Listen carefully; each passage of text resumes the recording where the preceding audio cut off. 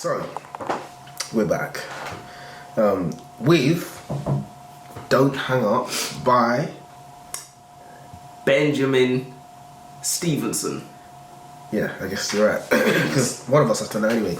But we're gonna read the blurb for you, right? Something we've never done before, innit? Something we've never done. And we were supposed to go through the book, but we just don't do that.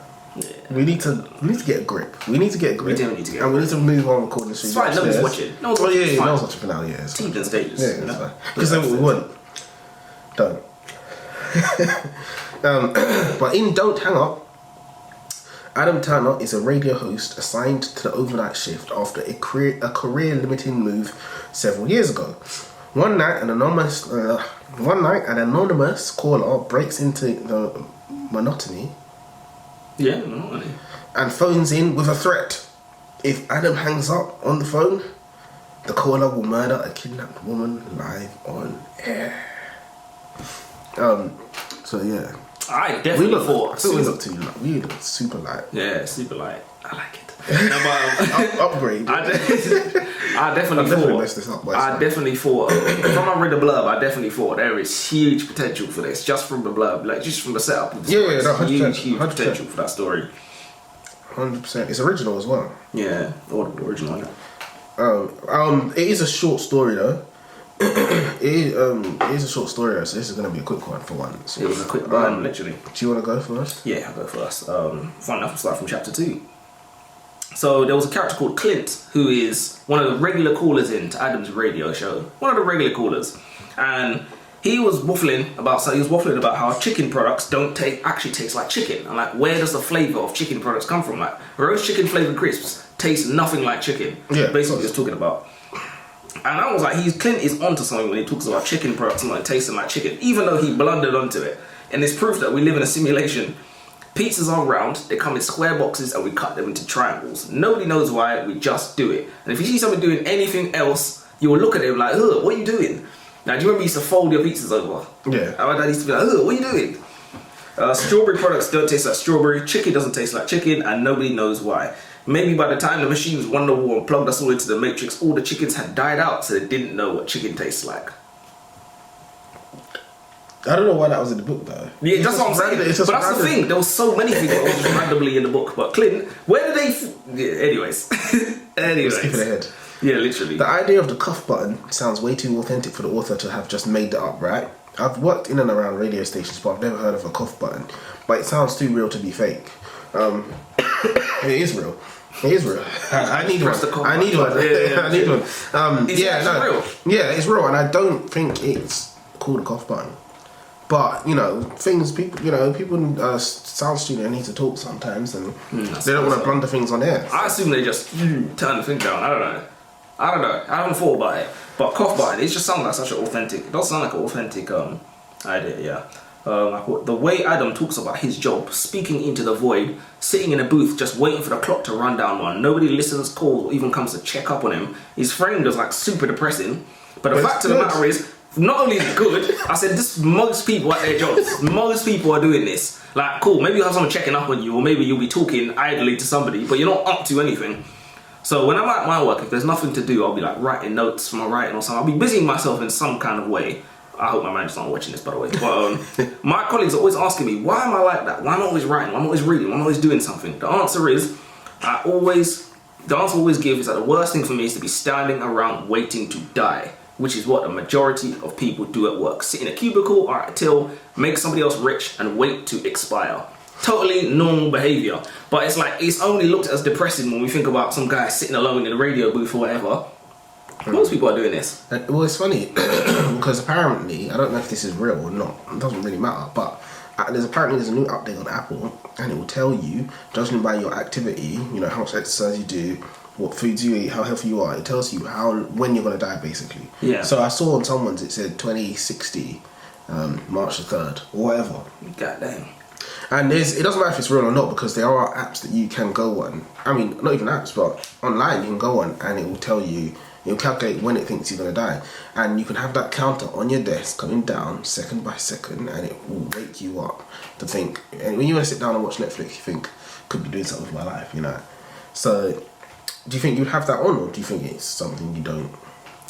Oh, it depends. It definitely depends. I feel like I might you try it for like a week, see what happens, see how it affects your quality of life, see how it affects, because like sometimes I like the idea of something that could motivate me to stop doing something that I don't need to be doing and do something else instead. I kind of like that kind of idea. I kind of like that idea. I like that concept, because sometimes I'll just be doing some mindless bullshit. Like I remember I was saying to you, I was watching a Snapchat story, or I was watching a Snapchat short, and I was like, what am I doing? Literally.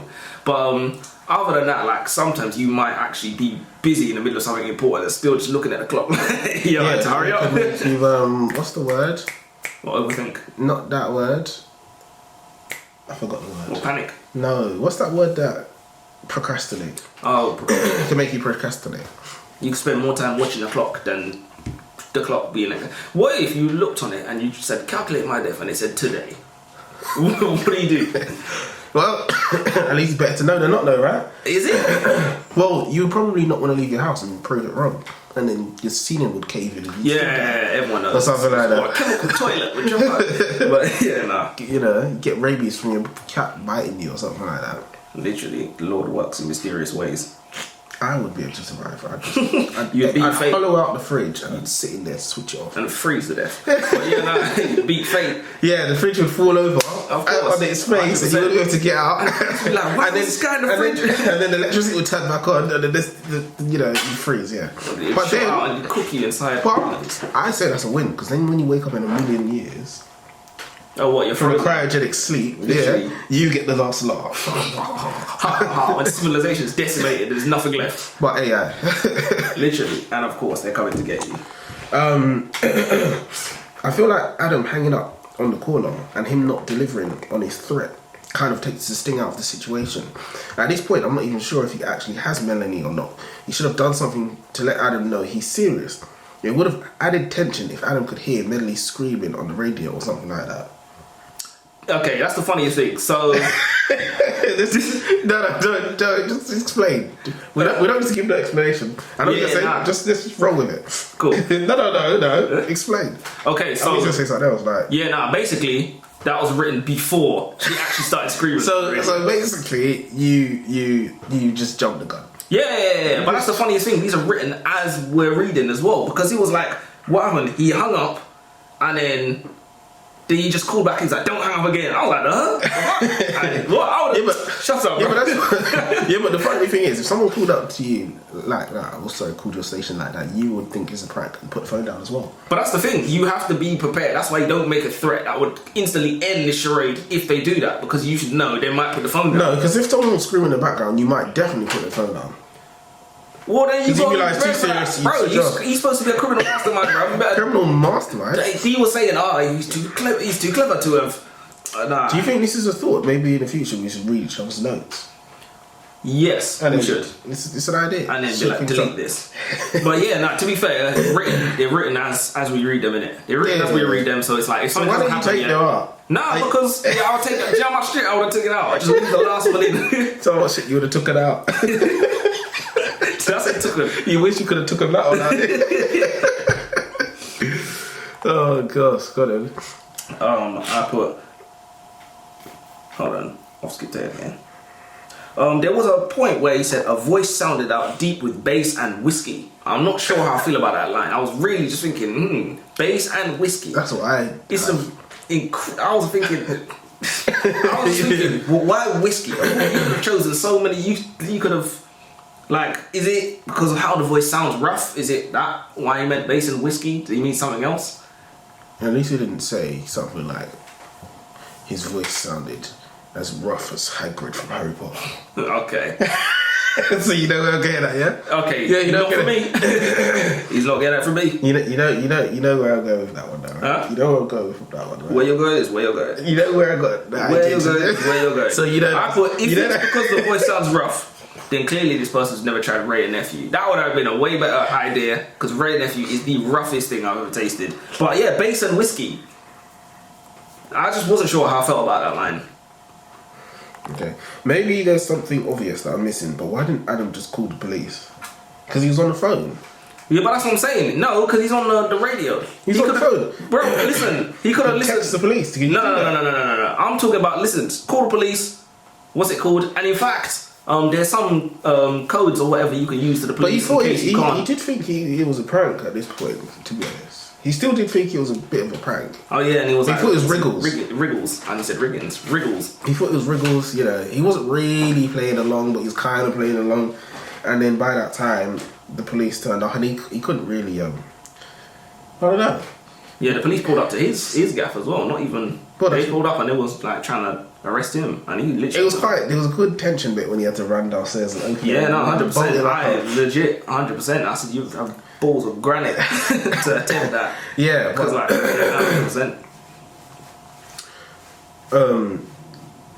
Yeah, no, you know, when the part where the police officer, he was telling the police officer like which button does what, and the police officer was like, end the call. And he's like, what are you fucking doing? Nah, Joker. Police trying to get people killed, you know. Ridiculous. It's a backstop. Yeah, it is what you're supposed to do, though. Well, they say you don't negotiate with terrorists, isn't it? Oh yeah, yeah. We don't negotiate with terrorists. So what you're supposed to do is put the phone down and let her die. That's what you're supposed to do. In that instance, it's basically what they're saying. Well, you're taking the power away from him. He might demand things that you just can't supply. Yeah, no, 100%. With blackmail, the only way to win is to just not cave to demands. To be fair, if you do cave, you've lost. Yeah, 100%. The only way to. But you will burned. you will lose either way. Yeah, just get burned. Just lose on your terms. Yeah. I feel like that's the only way to win. And obviously, it sounds easy. Me here. Because when someone blackmails you, they do it. You'll never know when they're going to give in. Yeah, it doesn't end. If they let's say they got a naked picture of you, whatever, you don't know. Like you can do what they want, and they one still release it, two continue blackmailing you forever. So 100%. And the smart blackmailers will use the initial whatever they have to get you to do something even more incriminating to put you deep in their pocket. So it's like you didn't want to say no before, now you can't say no because it's like that's what the clever ones will do. I asked my dad, how do you get rid of blackmail? He said, kill him. I asked him that as well, and he said, I am a blackmailer. So I was just like, okay, thank you. This is totally helpful. Is it my turn? Yes. Yes. Okay. A sudden thought occurred to me while the caller was asking Adam all these personal questions. His wife's name, his pet name, his profession. Sounds like an awful lot of security questions. You might have to set up and recover a password. Yeah, that's... You thought someone was trying to clean his account. Yeah, hey, listen, it crossed my mind because I was literally thinking like... Yeah, but why wouldn't you do that? You just... Well, okay. I was thinking pet's name? Like, geez, he was like, what's your pet's name? What's his maiden name? Do you see what I'm saying? What street did you grow up on? What's your first primary school? Like, sounds like security questions for password. Imagine he just checks his bank balance. Everything gone. I honestly didn't know where the story was going at this point. Yeah, no, it was strange. It was like, why Adam? Because the guy just wanted to ask Adam questions. It was very, very weird. I really didn't know what was going on. I really didn't. Yeah, literally. I said, by hook or by crook, Adam is finished. He called his boss a prick on the air. That's what you think he's finished for? No, I'm just saying. I'm just listening. Of all the things, I'm listening to stuff. It's in ascending order. He called his boss a prick on the air twice. Admitted to cheating on his wife. He's literally done no matter what happens. He even doubled down when the caller was like, was that the prick calling? And he was like, yeah, into the microphone, you know, while the boss is listening. You know he's listening. And his boss was even like, careful. He was even like, listen, don't say shit. But yeah, they'll reach the point where I was like, you know you're done. Like, there's no way you're going to escape this unscathed. If he thought he was going to escape unscathed.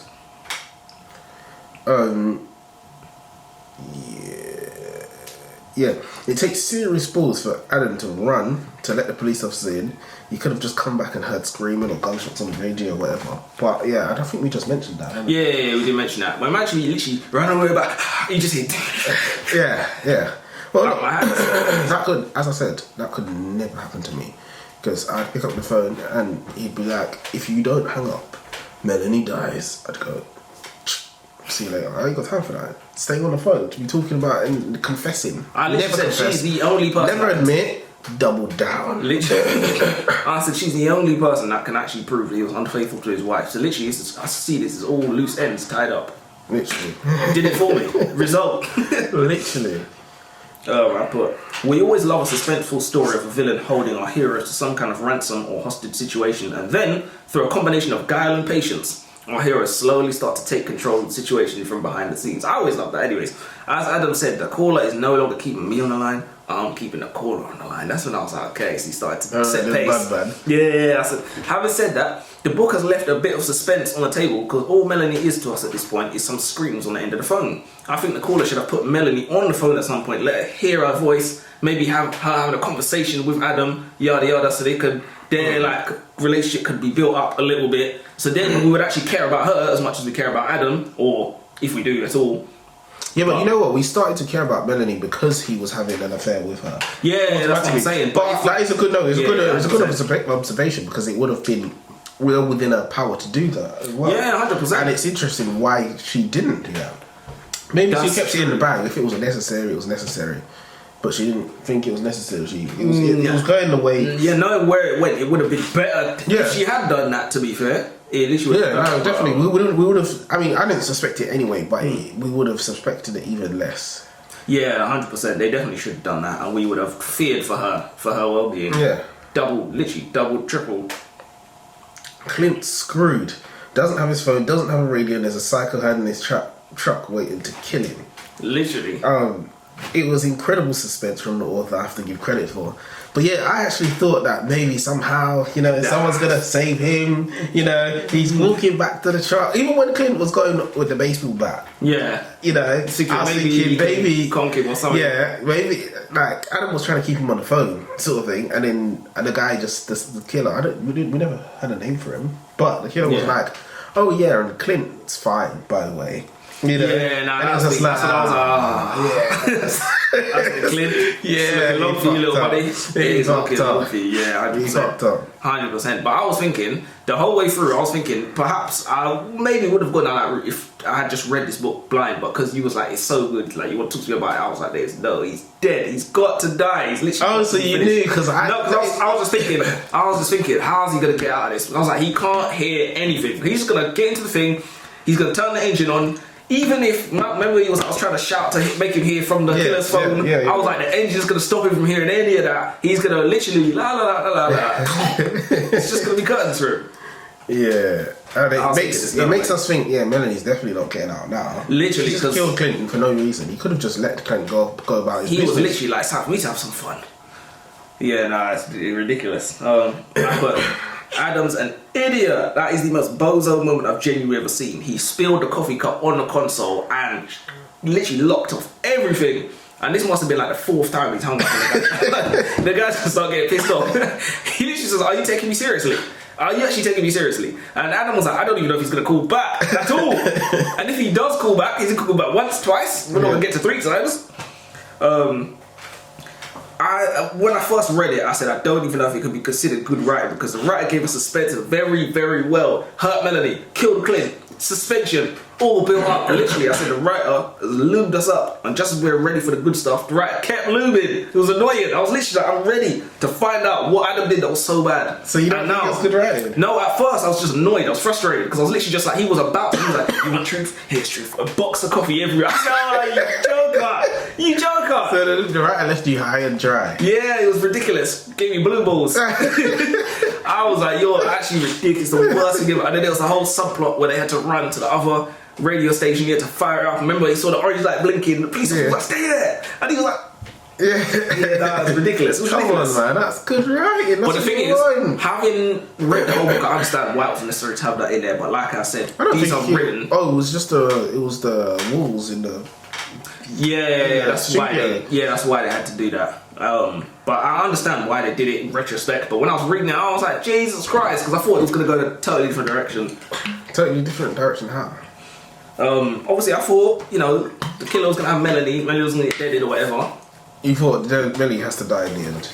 Yeah, that's what I thought was going to happen, pretty much. Okay. Yeah, that's what I was thinking. Yeah, I guess I just went to see if she gets out or not. Like when I was reading it. Well, even if she did miraculously make her escape or whatever. You on your last point? Yeah, this is my last one. Should I go my last first or? Yeah, go on. Figuring out the caller's identity is a crazy twist. Am I going too hard? Do you want to read yours? No. Go on. Okay. And I suppose it couldn't have been possible if Adam hadn't spilled the coffee on the console. Despite the seriousness of the situation, it's somewhat funny that Adam called his dad, not his dad. No, Adam called Lyndhurst's dad. Yeah, Lyndhurst's dad. I always forget his name. A prick to his face. Twice. Well, not to his face, but you know what you mean. this is before you found out the actual identity. Yeah, that's what I'm saying. So you kind of thought like it was Lyndhurst behind it all. Yeah. Killing Clint and all of that. Yeah. That wouldn't make sense. That's going too far. What? Just killing people for too far. Kidnap, killing. Blah, blah, it blah, would be, but it's even crazier what actually happened. Faking it all is actually madder, to be fair. But I put one twist too many, in my opinion. I think it would have been better to just keep it as Lyndhurst's son committing the killings and like the kidnappings or whatever, rather than having Sophie in on it. Sophie's wife, Adam's wife Sophie was in on it because like she found out from day that he'd been cheating on her, took money out of the mortgage for everything that he was doing with his mistress, yada yada. Set up a meeting with the mistress to now con Adam into confessing everything live on the air. Clint wasn't even real. Not only did they not kill him, he wasn't real. They created him and destroyed him. Like literally. That wasn't crazy though, because I was like, that's genuinely like you don't even have to go to all of that. You could have actually just had a real actor do that. Like you just invented a person for no reason. Not to say that it was a bad twist by any means. I just think it was one twist too many. For philosophical reasons, it's better though. Hell hath no fury, like a woman scorned and whatnot. I do think it's super interesting that Melanie was actually Adam's willing co-conspirator though in fraud, theft, everything. And then she gets to go on a talk show, acts like a victim or some kind of innocent bystander, like she just because he cheated. He didn't even cheat on her. He didn't even cheat on her. He cheated with her. She was a co-conspirator for everything. The only thing she didn't know was that he was married. So the rest of it, all the theft, all the fraud, she was willingly complicit to all of it, in full knowledge of what she was doing. The worst part is she throws around statements like, it didn't feel like stealing, and he convinced me of... I was like, what? Nah, you gotta go away for that. You gotta go down for that. And then I said, not to mention, she should also be charged with grievous bodily harm since she clocked Adam upside the head for no reason. Literally none at all. When he literally came to rescue her from a fake him hostage. into a full sense of security. Ridiculous. She said, look at the computer over there. Look, literally, look. it's important. It's important. Literally, ridiculous. Imagine if a man did that to a woman, eh? This guy sacrificed everything. He sacrificed his life because he thought her life was on the line. And she said, haha, got you. But well worth the read. Very well. I think it's one of the best books we've read, even though it's very, very short. It definitely is. Really? You think so as well? Yeah, it's got to be. It's got a nice twist. You think it's a twist too many? I don't think you can have a twist too many. I really don't. You can definitely have a twist I too don't many. think. Imagine if they twisted it back and Lynn, her son, came back. Ha ha! No, as long as it's and they twisted all. as long as it's a new twist. twist, then it's fine. You can't twist back and forth. Oh, fair as long as it's a new twist. If it was like Adam was behind it all. Okay. Was that the Yeah, nah, that would have been. Was that all? Yeah, that's fine. Oh, but if Adam was behind it all, he tricked Sophie. No, he tricked Melanie into doing this and doing that. I still would have bought it. And if Clint was actually behind it, I'm real. I am. You thought I was wrong. You thought I was fake, but I am, and I'm really dead. Oh, my days. Yeah, no, it got exhausting at the end for me because I'd literally already been. I was like, Lyndhurst's son is back and he's killed X amount of, and then there was like, he doesn't exist. He does exist, but he's not here. He's somewhere else. We don't know. But it was definitely well worth the read. It was a quick burn. Yeah, you actually have to read it purely because it's so short as well. Like you don't 100%. Lose anything by not reading it. 100%. Go read it 1 times 2. It would be over in an hour, and you will be. It's well worth it. It is definitely worth it. Very good. So, all right, listen, guys. Well.